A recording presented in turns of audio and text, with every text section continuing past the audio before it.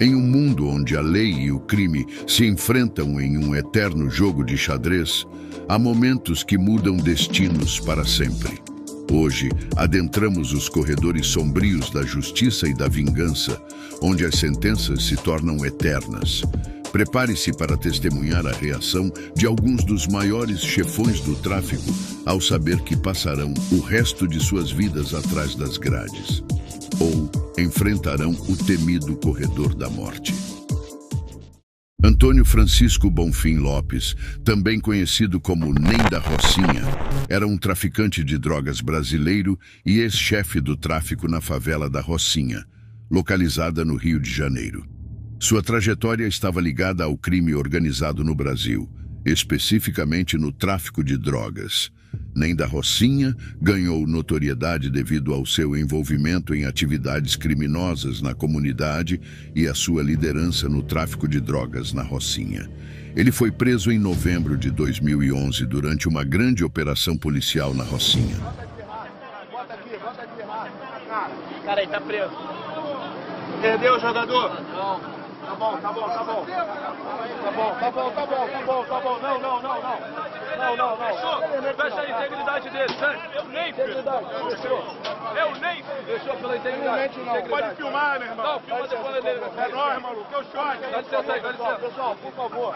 Pra não machucar ninguém. Sua prisão foi um marco nas operações de combate ao tráfico de drogas no Rio de Janeiro. Era perto de meia-noite, quando policiais faziam revistas nos acessos à comunidade da Rocinha. Um Corolla preto descia o morro.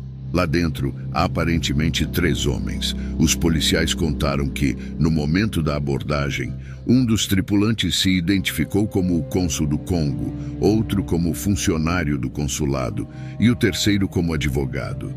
Eles não quiseram abrir o porta-malas e teriam dito que só fariam isso na sede da Polícia Federal, cerca de 10 quilômetros após a saída da Rocinha, na Lagoa Rodrigo de Freitas. Os 3 homens, segundo os policiais, assaltaram e ofereceram R$30 mil para seguir viagem. R$20 mil, depois R$30 mil, só que nós temos nossa honra de estar aqui preso. Um carro de luxo, potente, numa área de risco muito grande, entendeu? Foi abordado por causa disso. Então ofereceu o dinheiro, primeiro ofereceu 20, depois 1 milhão.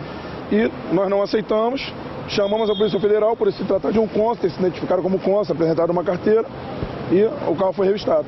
E ele estava dentro do porta-malas. Não ofereceu resistência? Nada. O senhor como PM, como é que se sente? Orgulhoso. Amo minha corporação. De acordo com as primeiras informações, no carro não havia armas, apenas uma mala com dinheiro. Os carros de polícia tornaram a prisão de nenhuma operação de guerra. Um grande camburão se dirigia para levar o traficante mais procurado do Rio até a sede da Polícia Federal na zona portuária. Na chegada, houve um buzinaço da polícia e comemoração. Vestindo uma camisa azul e calça preta, Ney foi retirado do camburão e cercado por policiais. O reinado ilegal de Antônio Francisco Bonfim Lopes chegava ao fim. Antes de sua prisão, ele era uma figura proeminente no mundo do crime, conhecido por comandar a venda de drogas na Rocinha e por sua influência na região. O Ney da Rocinha foi condenado a uma pena de 96 anos de prisão por uma série de crimes relacionados ao tráfico de drogas, associação para o tráfico e outros delitos. Essa condenação foi o resultado de diversos processos e acusações contra ele. Além do tráfico de drogas, Ney da Rocinha foi acusado de envolvimento em homicídios e outros crimes relacionados ao tráfico. Em 2013, Ney diz que se sente prejudicado durante um depoimento. Vossa Excelência, eu já respondo pelos mesmos fatos, no mesmo período, e nesse processo eu me sinto prejudicado, porque o advogado não teve acesso, o defensor não se entrevistou comigo, faço das palavras dele minha palavra e protesto pelo novo depoimento. Sua última atualização foi em 2018, quando nem falou com o portal El País no presídio de Porto Velho. Até hoje perguntam para minha mãe quando eu volto para lá. Brinca. Como se no dia em que eu sair da prisão, eu voltarei para o tráfico. A hipótese é prontamente descartada. Não quero mais nada com isso, quero ficar com meus filhos, poder ir para a praia, para o teatro, aproveitar a vida. Hoje existem poucas informações disponíveis sobre a situação atual de Antônio Francisco Bonfim Lopes. A última informação pública disponível indicava que ele estava cumprindo pena no Presídio Federal de Porto Velho, localizado no estado de Rondônia, no Brasil. Enquanto Ney da Rocinha é conhecido por sua liderança no tráfico na Rocinha, Chris Young enfrentou desafios desde a infância que o levaram a essa história. Young tinha 21 anos, estava embriagado e sob efeito de drogas quando fatalmente baleou o dono da loja, Hasmukh Patel, durante um assalto mal sucedido em 2004. Ele expressou repetidamente remorso pelo tiroteio e, como seus advogados descreveram em uma recente petição de clemência à Junta de Liberdade Condicional, passou seu tempo no corredor da morte, ajudando jovens a evitarem os erros que ele cometeu. Ele também impediu um ataque de um preso a um guarda, evitou um suicídio e aliviou as tensões raciais no corredor da morte. Ex-membro de uma gangue violenta, Young garantiu que não teve a intenção de matar Hasmukh Patel. Uma câmera de segurança registrou o assassinato. Você sabe, naquele dia, eu tirei a vida daquele homem, eu tirei a vida de Hash. Eu não estava tentando matar Hash. Circunstâncias. Simplesmente deu errado. E desejo até hoje nunca ter entrado naquela loja.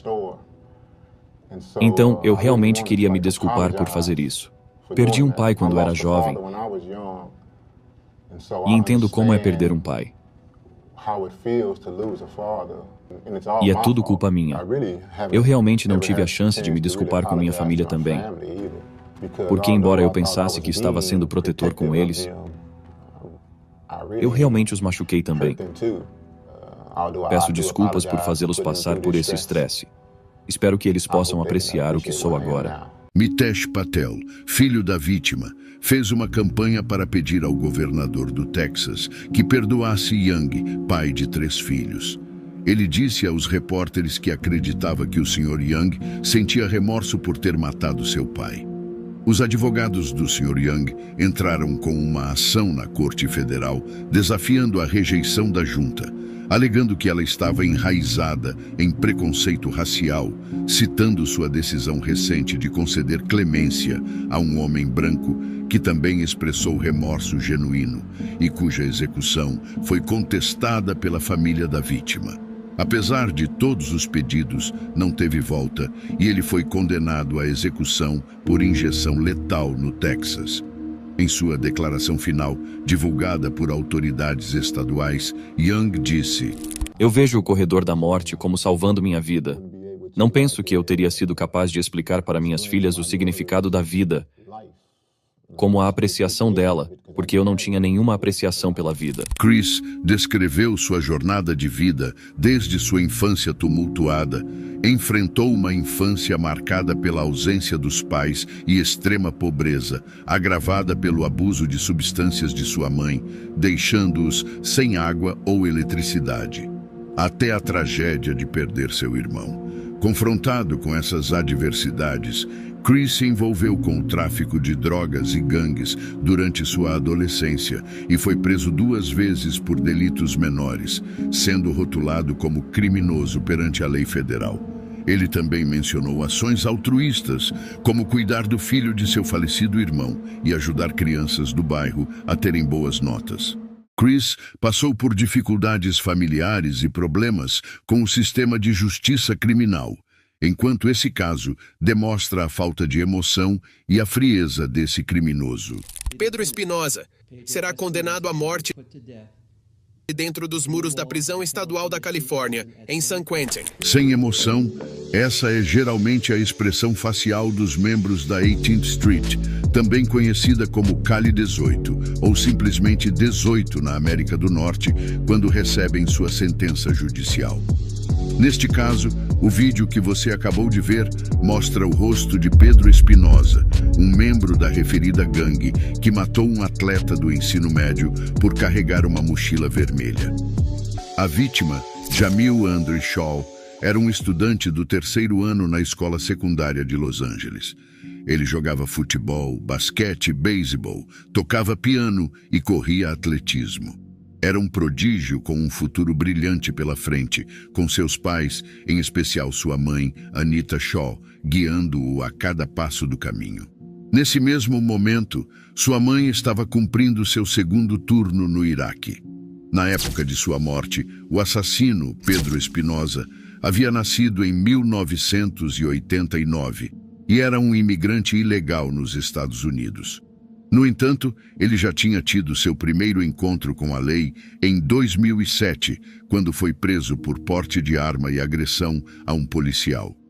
Mas o maior erro cometido foi que Espinosa recebeu uma liberação antecipada de 4 meses da prisão em 1º de março de 2008, apesar de o Departamento de Polícia saber que ele era um imigrante ilegal.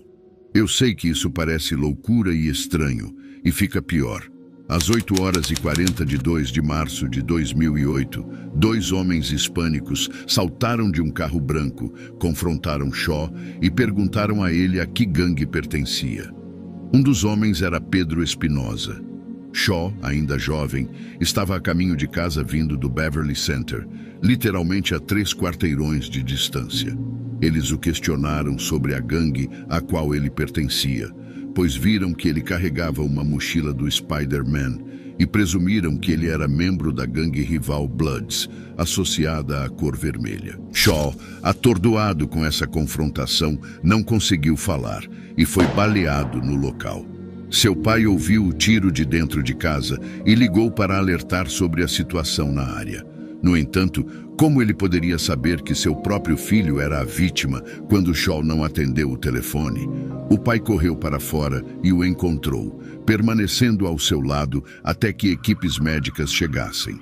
Shaw foi levado para o hospital, onde foi declarado morto às 9h55.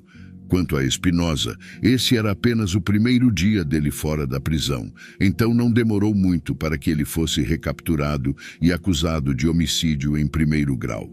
Após 4 anos de procedimentos legais, Espinosa foi condenado à pena de morte em 23 de maio de 2012. Participante de uma gangue criminosa de rua, e o assassinato foi cometido para promover as atividades desse criminoso. O réu Pedro Espinosa será condenado à morte dentro dos muros da prisão estadual da Califórnia em San Quentin, na forma prevista na lei, em data a fixar por este tribunal em mandado de execução. Até 1980, espantosos 70% de toda a cocaína que entrava nos Estados Unidos estava escorregando pelas ruas ensolaradas do sul da Flórida. Mas acredite, isso não era apenas uma cena ensolarada comum. Era crime, caos e aventura que deixariam sua cabeça girando. Segure-se, porque essa onda selvagem de loucura trouxe alguns souvenirs inesperados. A criminalidade disparou, transformando Miami em um campo de batalha repleto de crimes. As taxas de homicídios triplicaram e as ruas ecoaram com o choque da violência relacionada a drogas. É aqui que a história se concentra na pequena, porém poderosa, Griselda Blanco. Imagine uma mulher com apenas 1,5 metros de altura, mas possuindo a energia feroz de um leão rugindo. Ela não era apenas qualquer leoa, mas uma traficante de drogas. E não era apenas uma traficante, mas uma figurona no cartel de Medellín da Colômbia durante as selvagens décadas de 70 e 80. Acredite ou não, a história de Griselda começa de forma modesta, literalmente. Porém, a vida dela deu uma guinada quando ela conheceu seu 2º marido, Alberto Bravo, que abriu as portas para o mundo das substâncias ilegais. A partir desse ponto, não houve retorno. Griselda mergulhou de cabeça no mundo do cartel, orquestrando o movimento da cocaína da Colômbia para os Estados Unidos. Seus playgrounds eram Nova York, o sul da Califórnia e, é claro, Miami. A ação se mudou para Nova York e, meu Deus, as coisas esquentaram. Imagine uma cidade dominada por operações de drogas controladas pela máfia. Mas adivinhe quem chegou marchando? Griselda Blanco e Alberto Bravo estavam prontos para roubar a cena, e foi exatamente o que fizeram, abocanhando uma grande fatia do mercado de drogas. No entanto, nas sombras, as autoridades estavam planejando suas movimentações. A Operação Banshee entrou em ação, interceptando um carregamento impressionante de 150 quilos. Griselda Blanco estava na mira deles, mas ela conseguiu desaparecer, escapando de volta para a Colômbia antes que pudessem prendê-la. Alguns anos depois, ela retornou, transformando Miami em seu campo de batalha. Agora vamos falar sobre as jogadas de poder de Griselda Blanco, conhecida como a madrinha das drogas. Ela comandava uma rede que gerava 80 milhões de dólares por mês e pioneirou táticas de contrabando. Enfrentou senhores rivais das drogas e esteve envolvida em centenas de assassinatos. Em 1984, ela fugiu para a Califórnia, mas enfrentou a justiça em 1985 e foi enviada de volta a Miami para enfrentar acusações de homicídio. Ela se declarou culpada de 3 acusações e cumpriu uma pena de 10 anos. Em 2004, retornou à Colômbia, mas foi tragicamente assassinada em 2012, deixando um legado duradouro de crime e tráfico. E é assim que chegamos ao fim de uma história impregnada de cocaína de Miami, liderada pela indomável Griselda Blanco.